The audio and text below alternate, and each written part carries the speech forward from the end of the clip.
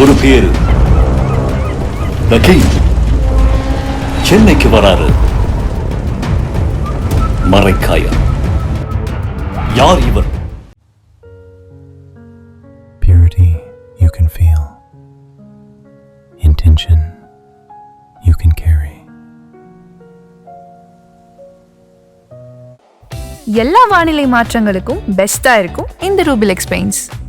இது வரைக்கும் அமெரிக்கா இப்படி பண்ணுதுன்னு நம்ம கேள்விப்பட்டிருக்கோம். ஆனால் முதல் முறையாக இஸ்ரேல் உளவு பார்த்தது அமெரிக்காவின்னு ஒரு செய்தி ஒன்று ஷாக்கிங்காகவும் இருக்குது. இதெல்லாம் உண்மையான நம்ப முடியாத ஒரு சூழலும் இருக்குது இல்லை? இப்படி அமெரிக்காவினுடைய எல்லா உளவு அமைப்புகளையும் எல்லா தலைவர்களுடைய மொபைல் போனில் அவர்கள் இந்த மென்பொருளை ஏற்றி முழுமையாக அவர்கள் பேசிய ரகசியங்கள் அனைத்தும் இவர்களிடத்திலே டவுன்லோட் ஆயிருக்கு, காப்பி ஆயிருக்கு. இந்த விஷயம் எளிதாக இஸ்ரேலுக்கு கிடைக்கிறது. இஸ்ரேல் இந்த பிரச்சனையில் அமெரிக்காவை உளவு பார்த்தது எந்த விதத்திலும் நியாயமில்லை.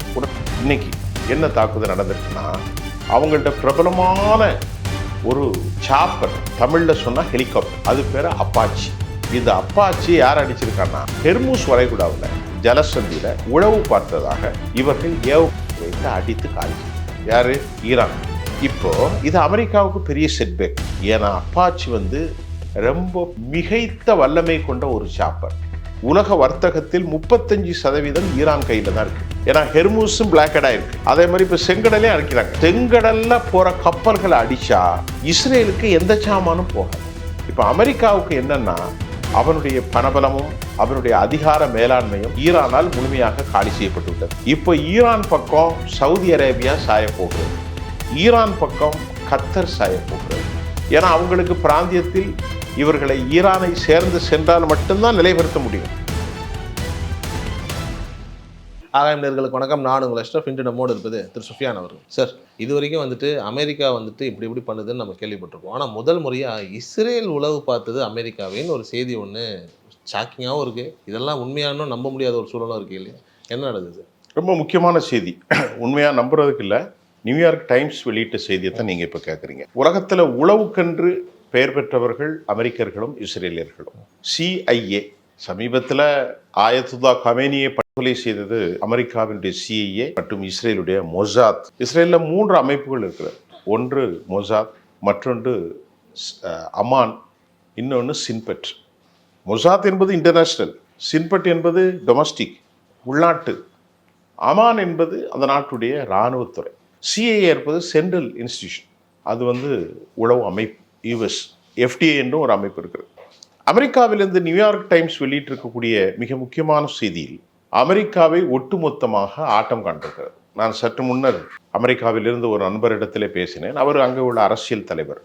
ஆனால் அவர் ஒரு கொள்கைகளை வகுப்பாளர். அவர் என்னிடத்திலே பேசுகிற போது சொன்னார், அமெரிக்காவுக்கு இது அடிக்கடி நடக்கிற விஷயம்தான், ஆனால் இந்த விவகாரத்தில் எப்படி ஒட்டு கேட்கப்பட்டது என்பதை அறிந்து அமெரிக்கர்கள் ஆச்சரியப்படவில்லை அல்லது ஆச்சரியப்படலாம் என்ற விவகாரத்தில் அமெரிக்காவில் டொனால்ட் ட்ரம்புடைய அமைச்சரவையில் இருக்கும் மிக முக்கிய ஆளுமைகள், வெள்ளை மாளிகையுடைய அதிகாரிகள், பென்டகன் இராணுவ செயல்பாட்டாளர்கள், ஸ்டீவ் விட்காப், ஜெரே குஷ்னர், இந்த 2 பேரும் அமெரிக்காவுடைய பிரசிடென்டினுடைய ஸ்பெஷல் ஆலோசகர்கள்.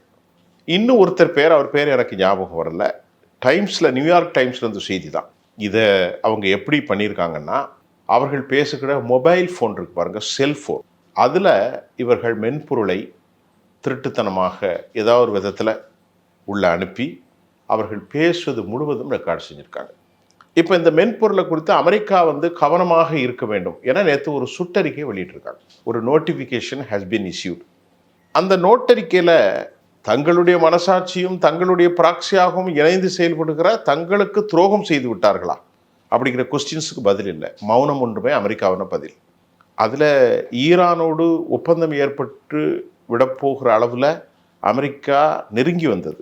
இன்றைக்கு புதன்கிழமை அந்த ஒப்பந்தத்தை நாங்கள் முடித்து விடுவோம். ஆனால் யூத நாடும் பெஞ்சமின் நெத்தன்யாகும் அந்த ஒப்பந்தம் நடந்துவிடக்கூடாதுங்கிறதுல ரொம்ப கவனமாக இருந்தாங்க. அந்த ஒப்பந்தம் சம்பந்தமான டீலிங்கை பாகிஸ்தான் முன்னெடுத்தது, துருக்கி முன்னெடுத்தது, எஜிப்து முன்னெடுத்தது, கத்தரும் இருந்தது, சவுதி அரேபியாவும் இருந்தது.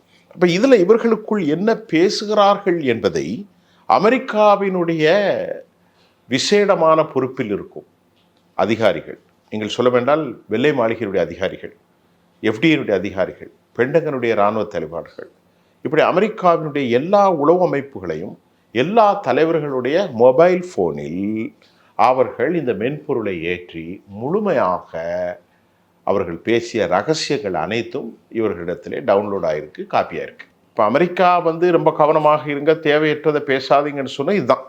இரண்டாவது விவகாரம், அமெரிக்காவுடைய ஓய்வு பெற்ற எஃப்டிஐனுடைய முன்னாள் செக்ரட்டரி மிக்கல் ஷாப் அவர் ஒரு பேட்டியில் சொல்கிறார் என்னவென்றால், அமெரிக்காவின் உச்சபட்ச நிலையில் இருப்பவர்கள் தனியார் ஜெட் ஏர்வேஸில் பயணிக்கிறாங்க.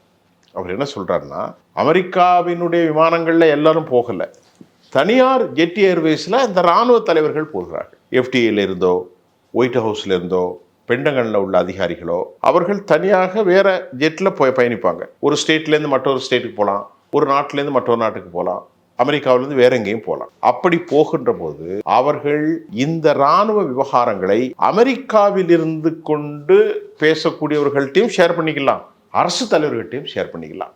இந்த விவகாரங்களை பண்ணுகிற போது எந்த பாதுகாப்பும் இல்லாமல் இந்த விஷயம் எளிதாக இஸ்ரேலுக்கு கிடைக்கிறது. இஸ்ரேல் இந்த பிரச்சனையில் அமெரிக்காவை உளவு பார்த்தது எந்த விதத்திலும் நியாயமில்லை. உடனடியாக வெள்ளை மாளிகையில் இருக்கிற அதிகாரிகள் பதில் சொல்லாவிட்டாலும் இது யூத அதிகாரி அப்படியெல்லாம் நடக்கவில்லை என்று சொல்லிவிட்டார்.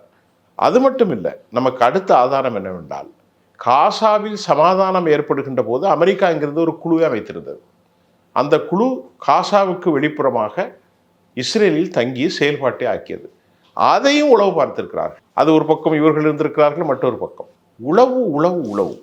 யூதர்கள் எப்படி நல்லவர்களாக இருக்க முடியும் என்ற கேள்வி வருது. அதற்கு ஒரு பதில், ஹோலோகாஸ்ட் என்று சொல்லக்கூடிய ஜெர்மன் படுகொலைக்கு பின்பே அவர்களுக்கு யாருக்கு மேல் நம்பிக்கை இல்லை. அது மட்டும் இல்லாமல் அந்த காலத்தில் வந்திருக்கக்கூடிய யூதர்களை பற்றிய அனைத்து வேத விவகாரங்களும் யூதர்கள் எப்படியெல்லாம் நடப்பார்கள் என்பது இன்றைக்கு நிரூபணமாக இருக்கிறது. சொந்த காசிலே சூன்யம் வைத்துக் கொண்ட அமெரிக்கா நம்பியது யாரை? இவர்கள். சொந்த நண்பனையே நீங்கள் நேரடியாக பேசலாம். இப்போ இதில் அவங்க பேசினதை பற்றி எடுத்தோன்னு அமெரிக்காவுக்கு ஒன்றும் நடக்க போகிறதில்லை. அவர்கள் மற்ற ரகசியங்களை வேண்டால் காப்பீடு, என்னெல்லாம் காப்பீடிச்சாங்கன்னு யாருக்கும் தெரியாது. இப்போ இந்த பீஸ் ப்ராசஸை அமெரிக்கா ஓப்பனாக சொன்னாங்க, எங்களுக்கு இதுக்கு மேலே போர் செய்ய முடியாது, எங்களுக்கு இதுக்கு மேலே இயலாது. அப்படின்ற சூழ்நிலையில் என்னென்ன பேசுகிறார்கள் என்பதை அவர்கள் காப்பி அடிச்சிருக்காங்க. இப்போ அந்த செய்தியோடு சேர்த்து நேற்று வருது, அமெரிக்க அதிபர் டொனால்ட் ட்ரம்ப்பினுடைய அவருடைய ஒரு பெரிய ஹைப், அதாவது ஒரு பெரிய பிம்பம் கீழே விழுந்துருச்சு. ஜோ பிடனை விட கீழே போயிட்டு 27% அளவுக்கு வந்துச்சு. 60 இருந்தது, 40 ஆகி இப்போ 27 ஆயிட்டு. இந்த கூட்டணியின் மூலம் எந்த யூதனை காப்பாற்றுவதற்கு சென்றாரோ அதன் மூலம் அவர் தோல்வியை சந்திக்க போகிறார். மாகாண சபையினுடைய தேர்தல் வரக்கூடிய செப்டம்பர் நவம்பரில் இன்னும் 2-3 மாதம் இருக்கு. ஆகவே இப்போ அவர் விழுங்கவும் முடியாமல் வெளியே தள்ளவும் முடியாமல் மத்தியில் போய் நிற்குது. இப்போ ட்ரம்ப் அவர்களே போர் நிறுத்தம் அப்படிங்கிற மாதிரியான ஒரு சூழல் இருக்கும்போது மீண்டும் மீண்டும் தாக்குதல் மட்டும் நடந்துகிட்டே இருக்குது. ஆமாம், இப்போ நம்ம உட்கார்ந்துருக்கிறது என்ன கிழமை? இன்னைக்கு எத்தனாம் தேதி? 9ஆ 10ஆ? இன்றைக்கு 10. இன்னைக்கு என்ன கிழமை? புதன்கிழமை. காலை இன்னைக்கு தாக்குதல் நடந்திருக்கு. இன்னைக்கு தான் பேச்சுவார்த்தை முடிய போகுதுன்னு அமெரிக்கா சொல்லியிருக்கு. என்ன தாக்குதல் நடந்திருக்கு? முதல்ல உளவு விஷயத்த சொல்லிட்டோம். உளவு எப்படியெல்லாம் பார்த்தாங்க, என்ன மென்பொருளை பார்த்தாங்க, இஸ்ரேல் நடந்தது மோசம், அமெரிக்காவிடத்தில் பெரிய வெறுப்பு இருக்கிறது, அப்படி சொல்லிட்டோம். அதில் ஒரு செய்தியை சொல்லிவிட்டு இப்போ இங்கே வந்துடுறேன். இப்போ ஒரு கட்டுரை வெளிநாட்டிலேருந்து வந்திருக்கு. அந்த கட்டுரையில் அமெரிக்கா 2047, இப்போ நீங்கள் கேட்ட கேள்விக்கு பதில் சொல்லலை, இந்த நான் சொன்னது உங்களுக்கு செய்திக்கு வரேன்.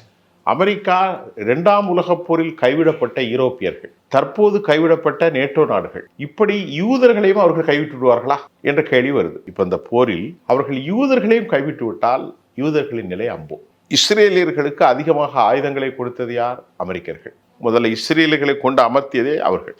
இஸ்ரேலியர்களுக்கு மானிய கடன்களை $1 பில்லியன் கொடுக்கிறது அமெரிக்கா. காசாவில் மக்களை அழிப்பதற்கு, லெபனானில் மக்களை அழிப்பதற்கு, ஈரானோடு போரிடுவதற்கு எல்லா ஆயுதங்களும் கொடுத்தது அமெரிக்கா. மானிய கடன்கள் கொடுத்தது அமெரிக்கா, நீண்டகால கடன் கொடுத்தது அமெரிக்கா, வட்டியில்லா கடன் கொடுத்தது அமெரிக்கா. இப்போ அவர்கள் இந்த ஸ்பையா இருந்ததுனால அமெரிக்காவுடைய ராஜ்ய திட்டங்கள், ஈரானுடைய போரில் அமெரிக்கா தோல்வி அடைந்ததுனால, தோல்விதான் நான் சொல்லலை, கார்டியன் சொல்லியிருக்கு, நான் சொல்லலை, பிபிசி சொல்லியிருக்கு. தி கார்டியன் என்ன தலைப்பு போட்டிருக்கான்னா, அமெரிக்கா இந்த போரில் தோத்துட்டு. சரி, இப்போ இஸ்ரேலுடைய உறவுகளை தாண்டி இஸ்ரேலுடைய உறவுகள் இனி எப்படி இருக்கும் என்பதை நம்ம வரும் காலம்தான் அதுக்கு தீர்மானிக்கும். இப்போ நீங்கள் கேட்ட கேள்வி, தாக்குதல் நடக்குதல்ல, இன்னைக்கு என்ன தாக்குதல் நடந்திருக்குன்னா, அவங்கள்ட்ட பிரபலமான ஒரு சாப்பர், தமிழில் சொன்னால் ஹெலிகாப்டர், அது பேர் அப்பாச்சி.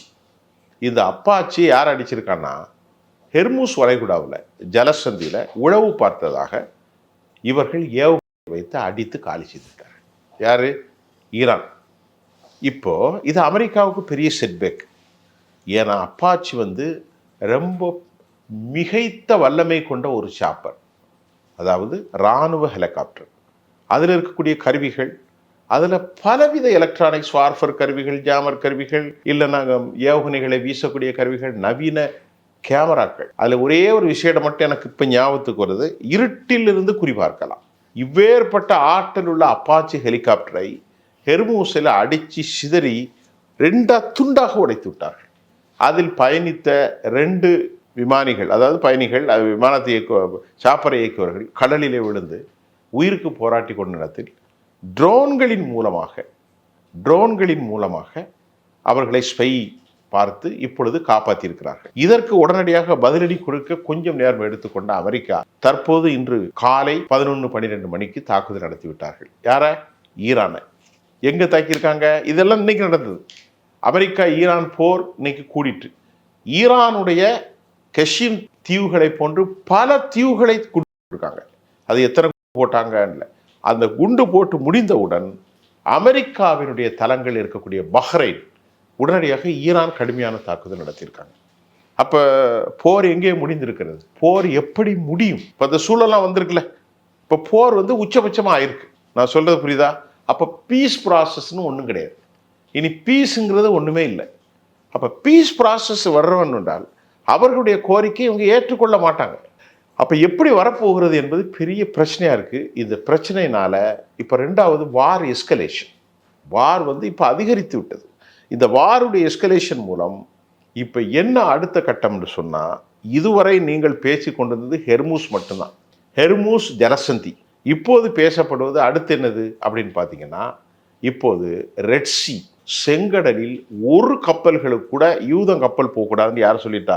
ஏமனில் இருக்கக்கூடிய ஷியா பிரிவு இஸ்லாமிய தலைமை எஹியா சாரி சற்று முன்னர் சொல்லியிருக்கார்.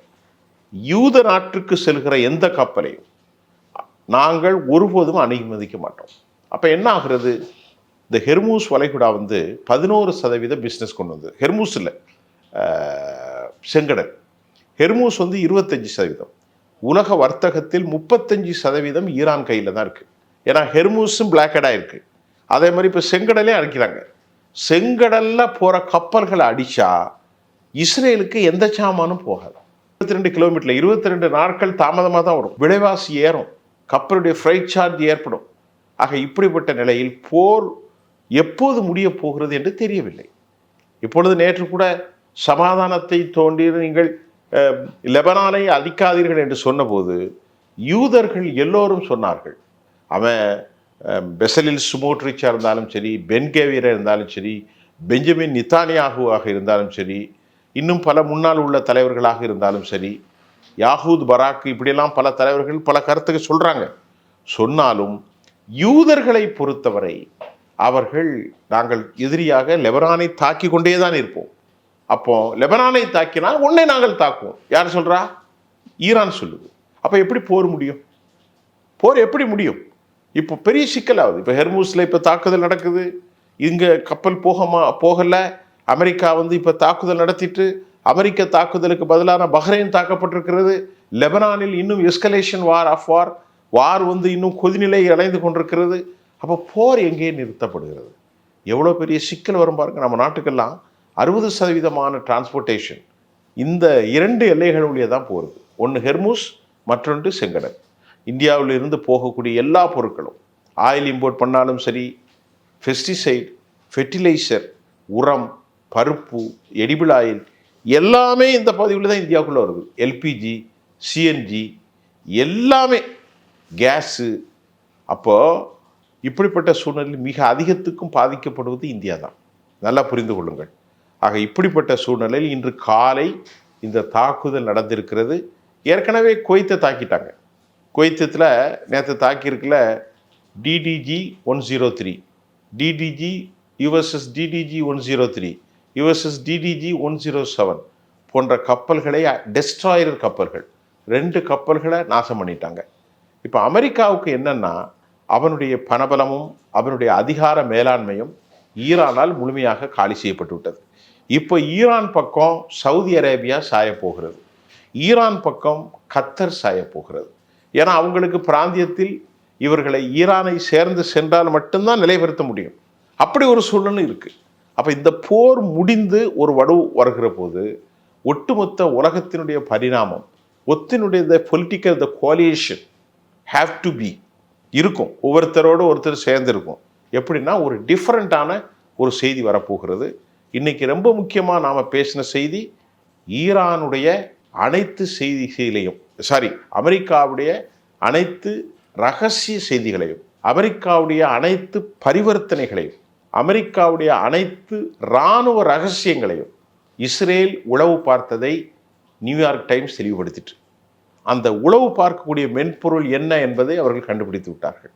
இதன் மூலம் அமெரிக்காவுடைய இராணுவ செயலகம் பென்டகன், அமெரிக்காவுடைய அரச செயலகம் வெள்ளை மாளிகை, அமெரிக்காவினுடைய மிக முக்கியமான தலைவர்கள் அனைவரும் தனியார் விமானத்தில் செல்லுகின்ற போதும், வீடுகளில் இருக்கும் போதும் அரசு சம்பந்தமான ரகசிய பேச்சுவார்த்தைகளை இஸ்ரேல் துல்லியமாக ரெக்கார்ட் பண்ணியிருக்காங்க.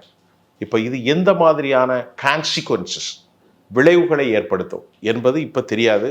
அமெரிக்கா அடுத்து மாறுகிற முகத்தில் ஒட்டுமொத்தமாக மத்திய கிழக்கில் தங்கள் தொடர்புகளை இஸ்ரேலோடு அவர்கள் நிறுத்தி கொள்வார்களா, அல்லது இஸ்ரேலை அவர்கள் ரெஸ்டோர் செய்வார்களா, கட்டுப்படுத்துவார்களா என்ற $1 மில்லியன் கேள்விகள் நம் முன்னால் தொங்கித்தான் இருக்கு. ரொம்ப நன்றி சார் நேரத்துக்கு.